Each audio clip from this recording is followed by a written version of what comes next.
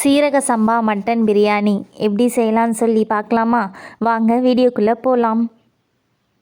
ஒரு குக்கர் வச்சுட்டு ஒரு 2 to 3 கரண்டி ஃபஸ்ட்டு கீ விட்டுக்கோங்க. இது கூட அதே போல் 2 to 3 கரண்டி நார்மல் எண்ணெய் சேர்த்துக்கோங்க. எண்ணெய் நல்லா காஞ்ச பிறகு ஸ்பைசஸ் பட்டை லவங்கம் இதெல்லாமே சேர்த்துக்கோங்க.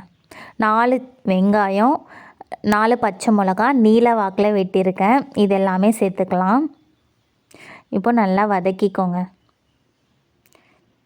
வெங்காயம் நல்லா வதங்கின பிறகு 1 டேபிள் ஸ்பூன் இஞ்சி பூண்டு பேஸ்ட். இப்போது இந்த இஞ்சி பூண்டு பேஸ்ட்டுடைய பச்சை வாசனை நல்லா போகிற அளவுக்கு நல்லா வதக்கிக்கலாம்.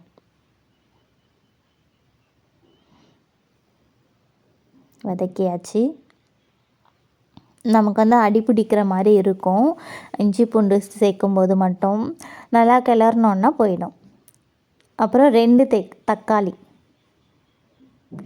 நல்லா வதக்கிக்கலாம். தக்காளி நல்லா ஸ்மாஷ் ஆகிற அளவுக்கு வதக்கிக்கணும். இப்போது இது கூட நான் ஒரு 300 கிராம் மட்டன் நல்லா வாஷ் பண்ணி எடுத்து வச்சுருக்கேன். ஃப்ளேவருக்காக கொஞ்சமாக புதினா சேர்த்து வதக்கிக்கிறேன்.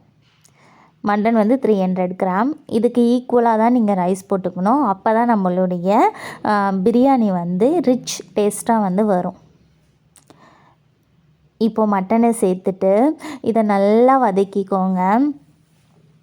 நல்லா சுருள வதக்கிக்கணும். இப்போது தேவையான அளவு உப்பு சேர்த்துக்கலாம். நான் கல்லுப்பு சேர்த்துருக்கேன். இது கூட காரத்துக்கு ஆச்சி பிரியாணி மசாலா சேர்த்துருக்கேன்.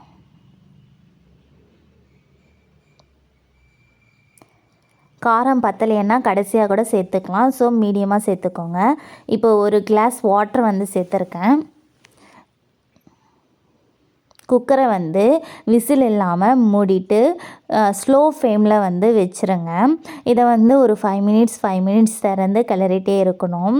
இல்லைன்னா அடி பிடிச்சிரும். நம்ம மட்டனை குக்கர் விசில் விட்டு வேக வைக்க போகிறதில்ல.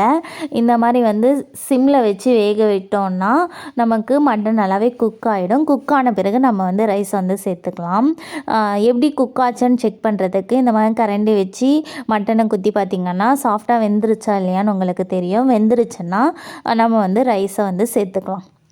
1 கிளாஸ் அரிசிக்கு 1.5 கிளாஸ் தண்ணி ஊற்றணும். நான் 2 கிளாஸ் அரிசி எடுத்திருக்கேன். ஸோ 3 கிளாஸ் தண்ணி ஊற்றிருக்கேன். இது கூட கொத்தமல்லி புதினா. லாஸ்ட்டாக டேஸ்ட் பார்த்துக்கோங்க. காரம் உப்பு எப்படி இருக்குன்னு சொல்லி பத்தலைன்னா சேர்த்துக்கோங்க.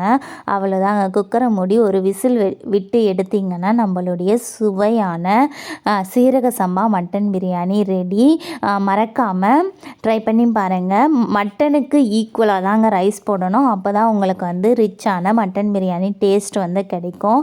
மறக்காமல் ட்ரை பண்ணி பார்த்துட்டு எப்படி இருக்குன்னு கமெண்ட்ஸில் சொல்லுங்கள். தேங்க்ஸ் ஃபார் வாட்சிங். இந்த மாதிரி வீடியோஸ்க்கு என்னோடய சேனலை சப்ஸ்கிரைப் பண்ணிக்கோங்க. பிடிச்சவங்க ஒரு லைக் பண்ணுங்கள்.